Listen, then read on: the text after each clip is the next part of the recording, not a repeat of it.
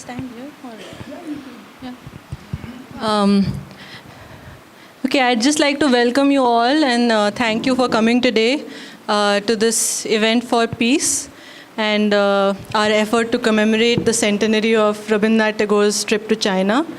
And I'd just like to tell you that this is the first in a series of events this year, and there will be another event held in April on the 28th at Seshadripuram College in Bangalore.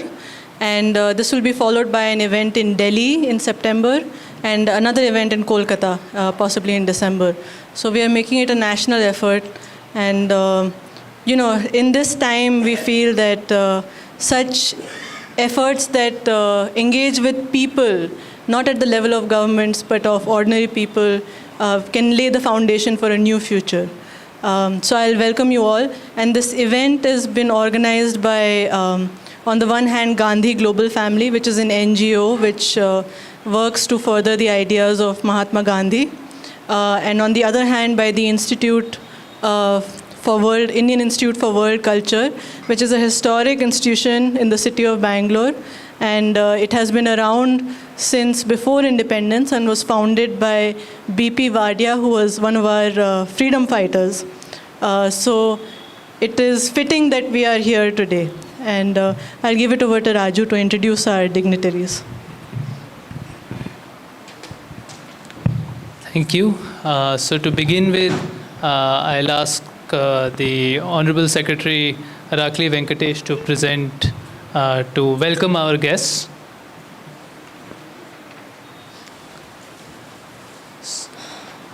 So we have with us today Mr. Xianhua, Consul General of People's Republic of China in Mumbai. Yes.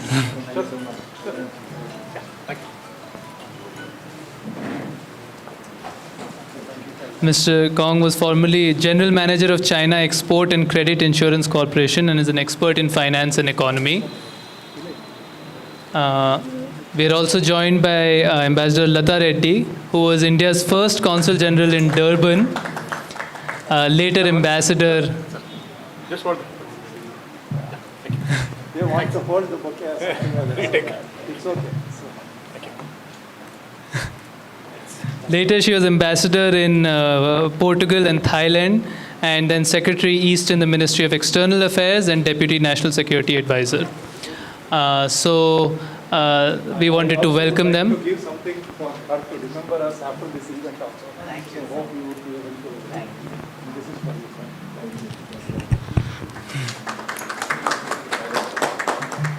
Okay, now I'll ask the President of the Indian Institute of World Culture to just say a few words about the event and to welcome our guests. So Dr. Satyavati is the President of Indian Institute of World Culture. Thank you, Mr. Raju. I have very, very pleasant duty of welcoming the dignitaries and our well-wishers of our institute to this very unique program. This event is really going to be memorable, remembered for many days to come in future, because Tagore was one of the brightest stars in the firmament of Indian history. A great poet, a great son of this land. And his travel to China, commemorating 100th year of that event, is a really moment of pride for all of us. And our institute also stands for uniting people, bringing people together from all communities, all countries, all walks of life, through art and literature. Art and literature see no bounds, no bounds. They bring hearts together. So by binding hearts, we can bring harmony in the world.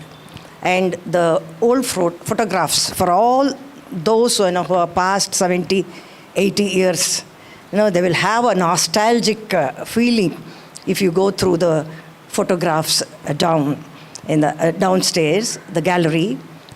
I have to thank Mr. Archishman Raju and Srimati Nandita for curating all these putting up this exhibition with such love and care, and it is meticulously done very beautifully curated. Thank you also.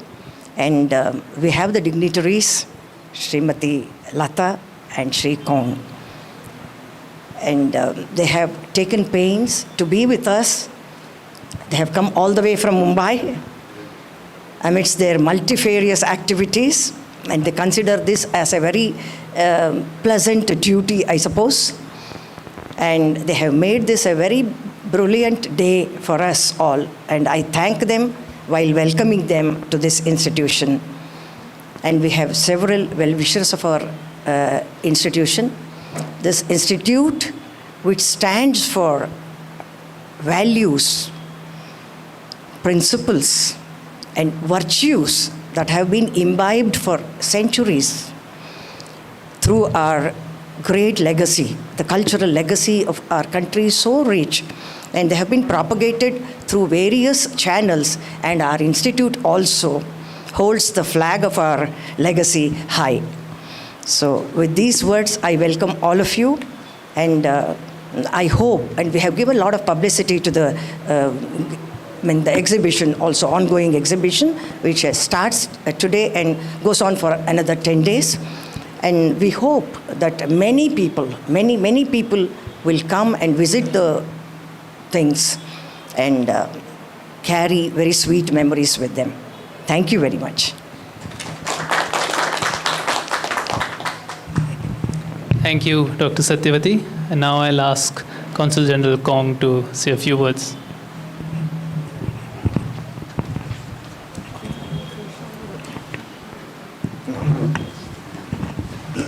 Ambassador and my dear friends, good evening and namaste. It's my great pleasure to be here to commemorate the 100th anniversary of the historic visit of Gurudev Rabindranath Tagore to China. You know that I must say, Raju, you did a great job. This is my first time to see such a fine collection of the pictures and words of Tagore's visit. Let me tell you something. The visit of Tagoreji to China is not only a resounding event at that time, it's still very influential in China nowadays. As my colleagues mentioned, the picture, the painting by Xu Beihong, one of the greatest Chinese painter of Tagoreji, is in the textbook of Chinese students. Just now, together with Ambassador, I read carefully the old photos of his visit to China and his letters between those Chinese friends. In between the sheets and the lines, it occurs to me there is an empathy, a very strong empathy between China and India. This empathy is so deeply rooted and commonly shared that it could draw all of us together here again after a whole century. 100 years ago, China and India was in a bloody fight against invasion and against colonialism. We give to each other strong support during this arduous struggle for national liberation and independence. Tagoreji actually supported Chinese people. One, we needed a friend indeed the most. He wrote letters to the Japanese, fiercely criticizing Japan's invasion to China. He said, China is unconquerable. Her civilization has endless potential, and her people, with their unconditional loyalty to the country and unprecedented unity, are creating a new century for that country. You know, another great Indian friend, Dr. Cotnis, even came to China and fought side by side with his Chinese comrades, until sacrificing his life there. Here are the words of Tagore ji touch me the most. I always feel that India has been one of China's extreme close relatives. And China and India have been enjoying time-honored and affectionate brotherhood. 100 years has passed, and the world has changed a lot. Nowadays, facing the changes, profound changes, unseen in a century, that now China and India are having a privilege of healthy economic development and social stability. That was not the case 100 years ago. This is a big change. We should be proud of that. And I believe that we have all justified reasons to believe Tagore ji, Dr. Kotnis, Tan Yunshan, and their Chinese and Indian friends should be consoled if they could see what we are seeing today. My dear friends, may I ask such a question? When situations were harsh, we were so empathetic toward each other. Now, when things are getting better, is that empathy still alive? I believe the answer is yes. Let me tell you something. In 2023, my colleagues in the Consul General worked all around the clock and issued almost 50,000 visas to people from my consulate district. 50,000.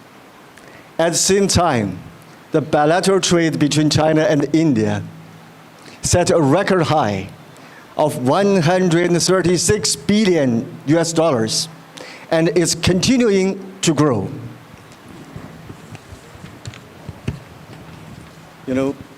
More important than that, China and India, with a combined population of 1/3 of the world total, have no reason not to go side by side to achieve the great rejuvenation of each of our great nations and build a community with a shared future for mankind. As President Xi Jinping put it, the Chinese dream and the Indian dream are closely linked and mutually compatible. There is a famous old Chinese saying, 大道不孤, which means we are not alone on the great way. And there is also a famous old Indian saying, Vasudev Kutumbakan, which means the world is a family. So, as the two largest developing countries, we should hold in our heart dearly and deeply that empathy that bound our ancestors so close. My dear friends, for thousands of years, China and India have engaged in continuous and reciprocal exchange of culture and commerce. We fought together and we worked together. We jointly upheld the Punched Shield, which is now a commonly accepted international norm. I'm not saying that between us there is only friendly cooperation without difficulties, but I firmly believe that China-India relations should not and will not remain at a low ebb for long. I would like to quote my most favorite line of Tagore ji, the greatest modern Indian poet. If you shed tears when you miss the sun, you also miss the stars. This is my most favorite lines of Tagore-ji.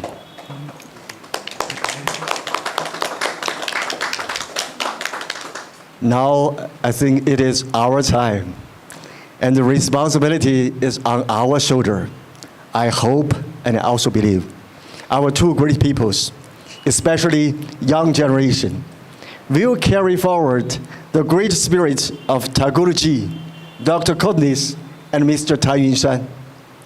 As for our Consul General, we have been trying our best, and we will continue to enhance the bilateral friendship between China and India. Here is my sincere invitation. When you are in Mumbai, please do spare your time and have a seat in our office in Narivan Bhavan. Thank you very much for listening and enjoy the evening. Thank you. Thank you very much. Thank you very much, Consul General, for those words. And now I'll ask Ambassador Latha Reddy to address the gathering. Thank you. I'd first like to thank all of you for making the time to be here. I'd like to thank the Consul General for his very inspiring address. I'd like to thank all the organizers and particularly you, madam, for hosting this event, and Arshaman, who put a lot of it together, and Nandita, and all of you, really. You know, each of you has contributed in a different way, and the organizations as well, whether it's the Gandhi group or the Institute of World Culture. We have gathered to celebrate the centenary of Rabindranath Tagore's visit to China in 1924.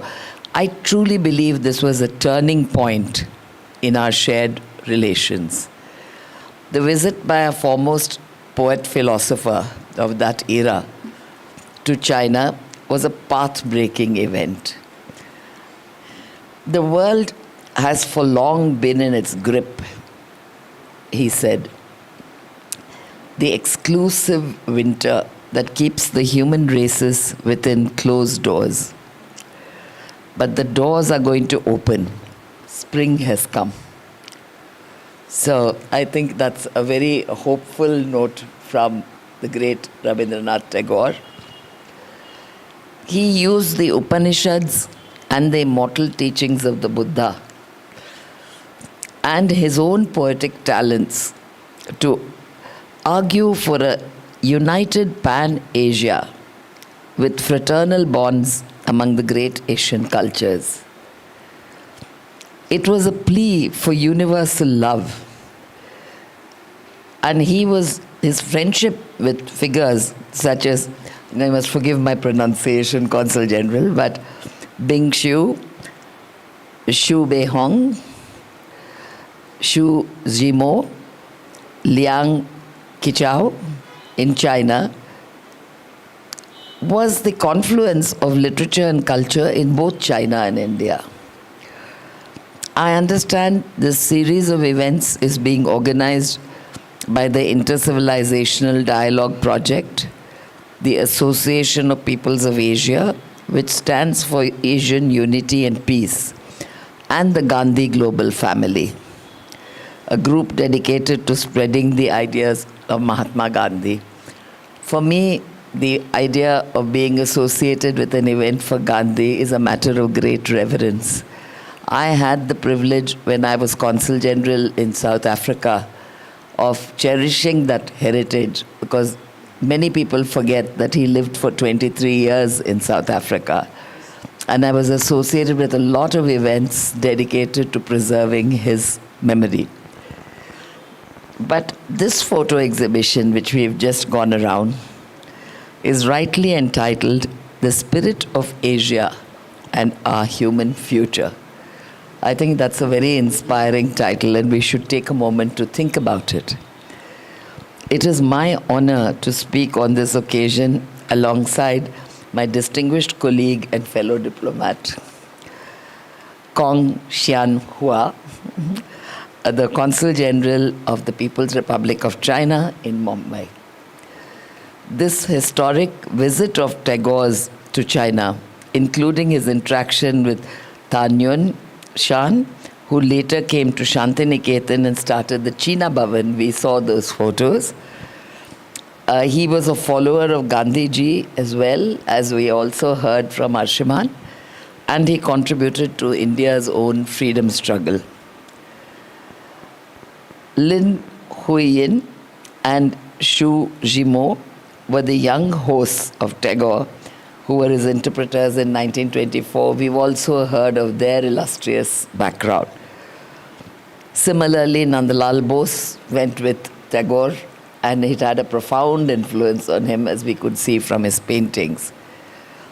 Nandita Chaturvedi, one of our organizers, said, "We wanted to mark this historic trip that Tagore did in 1924 and use this occasion to talk about Tagore's vision for peace in Asia."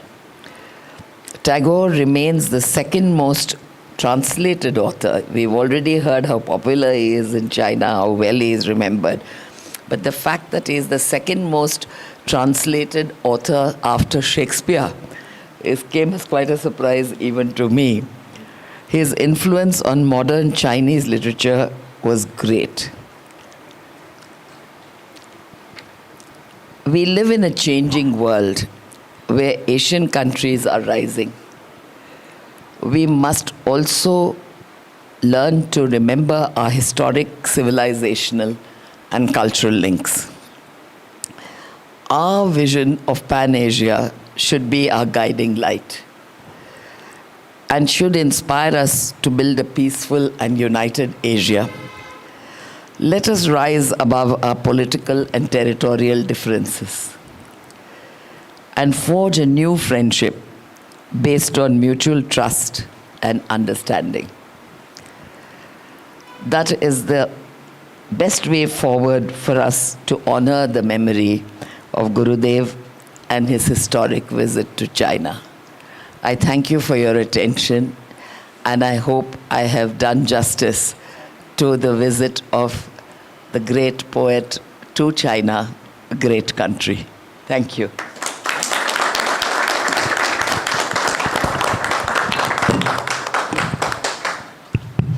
If anybody wants to.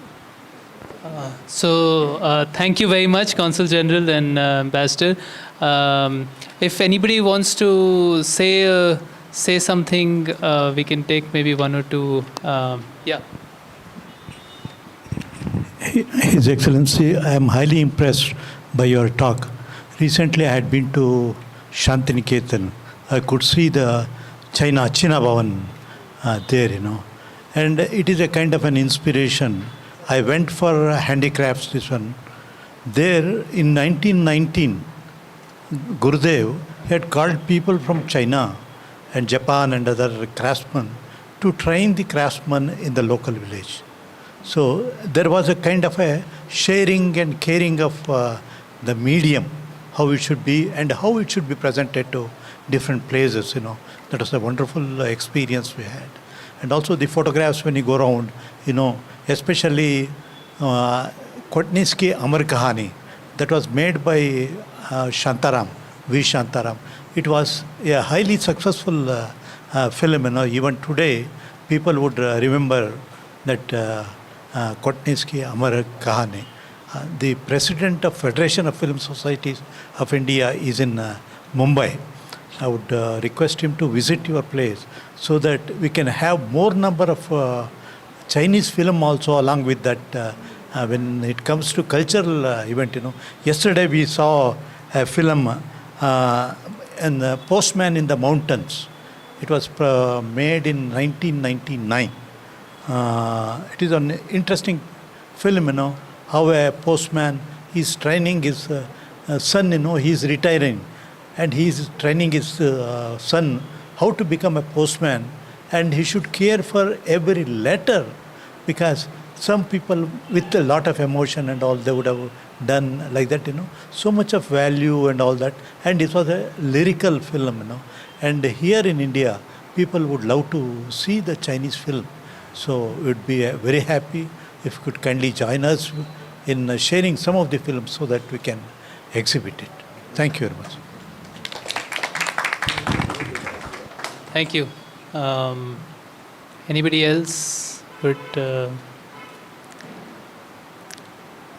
Vude Krishna, you would want to say something?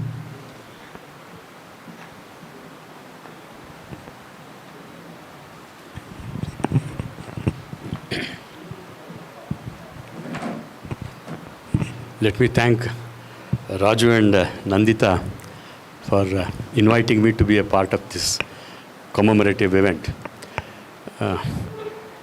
Tagore and our family has been very close for the last, I think, 110 years. I basically come from a family of Brahmo Samajists. So Tagore's father, Rabindranath Tagore, was also a Brahmo Samajist. And he was a great scholar in Upanishads and all that. And the twin ideals that Brahmo Samaj stood were, one is universal brotherhood of mankind and fatherhood of God. So belief in the principle of one God. That was the main principle in those days. And I must thank Mrs. Satyavati also, because this is a wonderful place. Indian Institute of World Culture is a historic institution, and the motto of the organization is Vasudhaiva Kutumbakam. As you quoted in your address, world is one family. So such universal ideas, such broad-mindedness was exhibited by people like Rabindranath Tagore. And Mrs. Latha Reddy also very beautifully, she's been an ambassador, and she very beautifully made her point that whatever the political differences, the peoples of China and India should rise above and be one. In 2006, I had been to China in a delegation that was organized by Mr. Bhaskaran, India-China Friendship Association, and I was there. We had interaction with the common people, and they had such intense love for India. They have such good feelings about India. And I was amazed at their, what I call the family values. And one great thing that struck me at that time was their sense of nationalism. I always used to tell my colleagues who were in the delegation that we have to take this idea home. See, the sense of nationalism. I think they love their nation as much as they love their mothers. That is something that we learned in China, and we have so many things to share culturally. And if India and China were to join hands together even today, we will be a very, very great force from the point of view of establishing peace in the world. I'm not a good economist like you, but I can tell you, if peoples are able to come together, we will be able to establish a better world order. And that's what Mahatma Gandhi also thought. And then, see, Tagore had such great love for China. See, Shanti Niketan, he builds a Shanti, China Bhavan there. Much before anyone could think of it, He was not just a poet, penning down something, but someone who wanted to translate what he thought and felt into action. That was the greatness of Rabindranath Tagore. And I am happy that when I was in 2006 in China, I learned that children in China are being given lessons on Gandhi right from kindergarten up to postgraduate classes. This is something that, so China and India, there are a lot of commonalities that we share. Values, as Madam rightly said, the values, the virtues of that humanity. I think we need to strengthen those bonds, and it is only through such programs. Nandita and Raju have done a wonderful job by bringing us together. In fact, they have done what governments couldn't do. Because this is what, bringing people closer to these values, to these virtues is really something great. And I would like to thank once again the couple for their thing. And there is another program on 28th at Sheshadripuram College, of where I am associated, I request all of you to please join. We will be interacting with our many young people would be participating there. Many would perhaps be listening about Rabindranath Tagore for the first time. So that would be a really something remarkable. I thank once again. Thank you. Thank you very much. And I think we will stop here for today. Thank you very much for joining, and I will ask the Honorable Secretary Arakali Venkatesh to do the formal vote of thanks. So, good evening. It is a pleasure to offer a vote of thanks on behalf of Indian Institute of World Culture for such a wonderful function which just we saw. The inauguration of the gallery show on 100th year of Rabindranath Tagore's visit to China. And we are truly honored to have Ambassador Latha Reddy with us. So thank you, madam, for making time and coming here. And we also had Mr. Kang coming all the way from Mumbai, who is the Consul General of the People's Republic of China. And as Udupi Krishna was talking, that our logo is also Vasudhaiva Kutumbakam, which you sort of highlighted, that world is one family. So this is the Sanskrit version of the word what you spoke about. So this is the logo of this institution which was started in pre-independence era. So and also you spoke about India and China constitutes for more than 35% of the world's population, and it is high time that like we join hands to spread peace, and any civilization can go forward and sustain and grow only when there is sufficient amount of peace and culture and values, what our President Dr. Satyavati spoke about. So on behalf of Indian Institute of World Culture, I would like to give a very warm thanks for Consul General Kang. So thank you, sir. Thank you once again.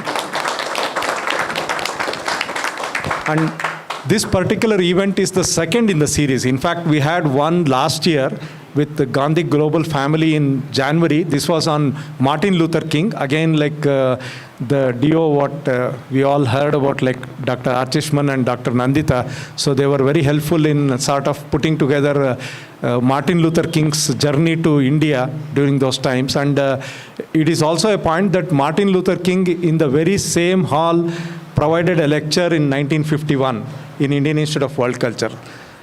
So in days to come, we will have more and more of those interactions between India and China. On that note, I would like to thank each one of you, and also to spread the message that this particular gallery show will be there for the next 10 days. So please ask your friends, spread the message, so more and more people can come here and witness the great similarities between India and China in terms of our cultural values, what we share.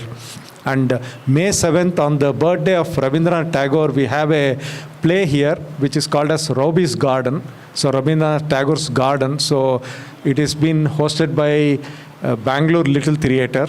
So please, I warmly welcome all of you to make time to come and witness that play on May 7th. So once again, thank you all. So have a good evening. Thank you.